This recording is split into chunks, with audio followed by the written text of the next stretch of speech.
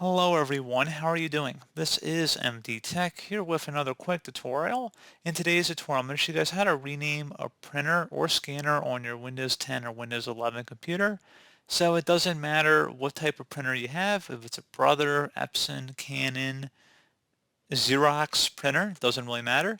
I'm going to show you guys how to rename it, and it should be a pretty straightforward process. And without further ado, let's go ahead and jump straight into it.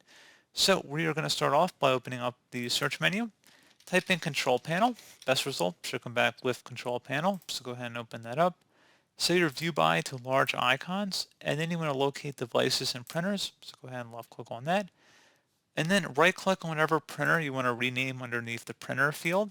And then select where it says Printer Properties. Up here at the top, at this point you can rename the printer whatever you want. So if you want to highlight over it and then delete, or use your backspace key, you can.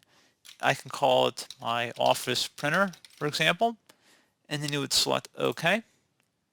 And if it is a shared printer, the existing connections to the printer from other computers will break and will have to be created again. Do you want to rename this printer? Go ahead and select yes. And obviously, if you have other computers that are using or connected to this printer, you want to make sure you adjust the settings for those as well. And they might have to go back to network discovery and then find the printer again. So anyway, if we go underneath printers and scanners through the search menu, you should see the printer is now saved with our new name in here. Pretty straightforward process, guys. I do hope that I was able to help you out, and I do look forward to catching you all in the next tutorial. Goodbye.